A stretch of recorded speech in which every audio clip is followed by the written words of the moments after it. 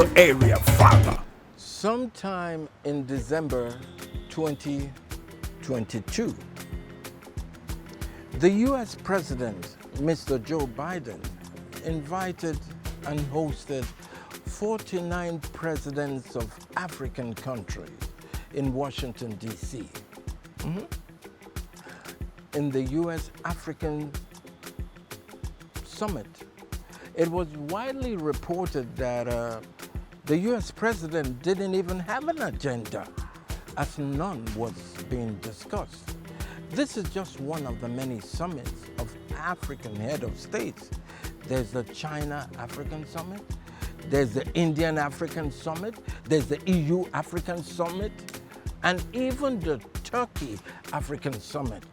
Regardless that Turkey is a backwater country sandwiched between Europe and Asia. Talk about zero respect for Africa and their leaders. Please allow me to quote one of the finest youth leaders that Africa has produced. Yes, you know him, Thomas Sankara. Yes. When he addressed the General Assembly of the United Nations in October 1984, and I quote, "We have chosen a different path to achieve better results. We have chosen to establish new techniques. We have chosen to seek organizations that are better adapted to our civilization." Okay? And once and for all, we're rejecting all kinds of outside dictates so that we can create the condition for our dignified future, keeping with our ambition. Yeah? We refuse simple survival. We want to ease the pressure to fill our countryside and free our countryside from medieval stagnation. Yeah? We want to democratize our society to open up our minds to the universe of collective responsibility so that we may be bold enough to invent the future of our dreams. These words should resonate with Africa and Africans now more than ever before. You see, Africa still needs the approval of the West to determine even who their president will be. And that is very sad.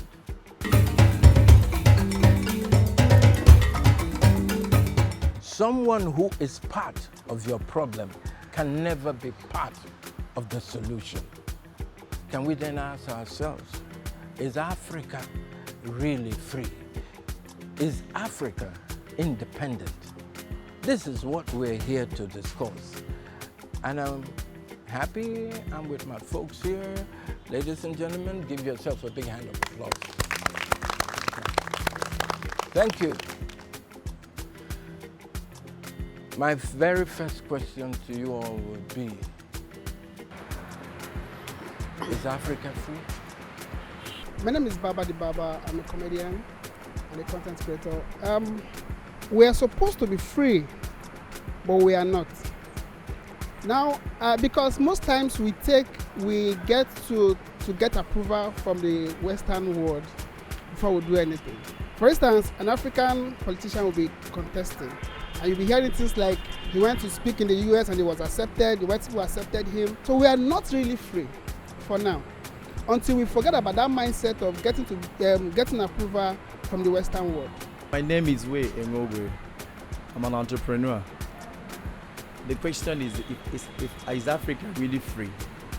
If we ask the question, is Africa free? Africa is free in the context of free. But if you ask the question, is Africa really free? Africa is truly not free. Because we are being structured and also being manipulated so that the Europeans, who actually are our colonizers, they come here to help us, and that's really what they do.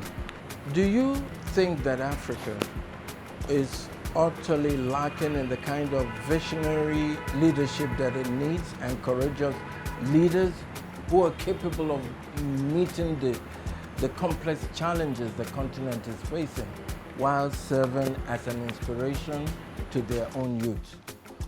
What's your take on this? My name is Zion. I am a musician, a music producer, an entertainment personality. We have the type of leadership. We have capable hands that can drive the developmental process of Africa sustainably. But the major problem we have is that the electorate has always been finding it difficult in making the right choices. As we blame African leaders for their wars, we also have to look at the electorate because it takes two to tango. If the electorate are very aware of things that they need from the leaders, it will be a lot easier for them to enforce it. We have not been able, as electorate, the masses have not been able to really place their priorities right. That is why it is easier for the type of leadership we have in Africa to stand up and say whatever they think the people want to hear, get into office, and do whatever they want because nobody is going to hold them accountable. When the masses begin to understand the power they have, when they begin to understand the basic factors, things that they should check out for to have a good life, at that point, they will be able to hold the leaders accountable. And once they can hold the leaders accountable, the Western manipulation will die.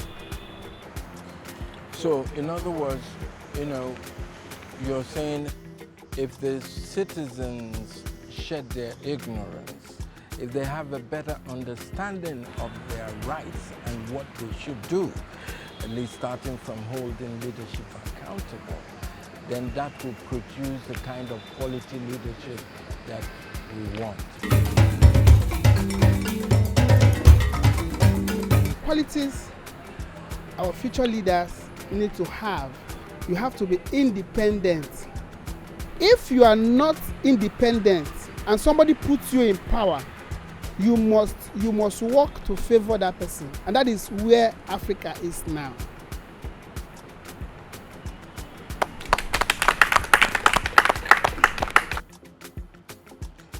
Okay, now I want to ask a question. Boys and girls, what should be the quality of the leadership? What should he possess to be able to lead us into an Africa of our dream? What's the quality, yeah? The qualities our future leaders need to have. You have to be independent and selfless, and you should be fearless. Now, most of these leaders we have actually had good intentions because they gave us manifestos. They do, eh? Yes, they had good intentions. No, wait now. They had good intentions because they gave us manifestos and we voted them because of the manifestos they gave us. So they had good plans. But if you're in a country that has a blueprint, there's a blueprint of leadership in Africa. Somebody put you there and that person must control you because he put you there. At times you could even get into power contest as a born-again Christian. Somebody will do juju on your behalf, will do sacrifice for you to win election. So once you get into power, you are answerable to that person. So the qualities you need to be a good leader, you must be independent, selfless and fearless. Leadership is not about manifesto. Leadership is about record, because we must have record. I want to be the local government chairman of a local government. What did I do? How have people seen me when I was a councillor? Was I amongst the people who were involved in stealing people's money, building refurbishing of class block rooms? They say feed little children in school. How much was given? Can I be able to account that this amount was given? So if you talk about it, it's not manifesto. Manifesto has actually brought us back to the medieval age because it doesn't work in Africa. So you're talking about the antecedents.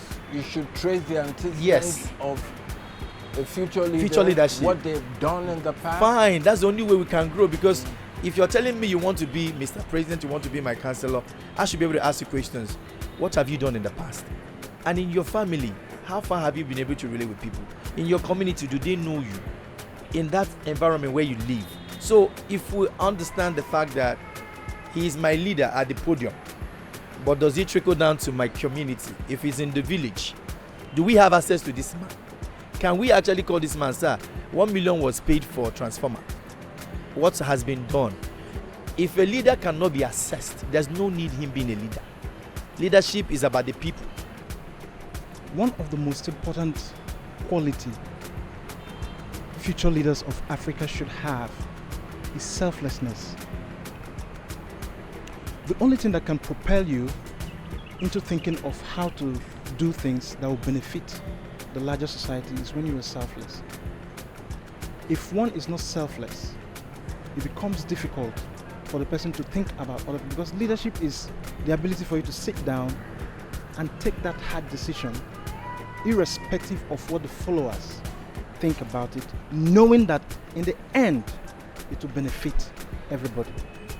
That selflessness will drive you towards understanding that it's not about you, it's not about him, it's about those people on the street that can't afford 3 square meals.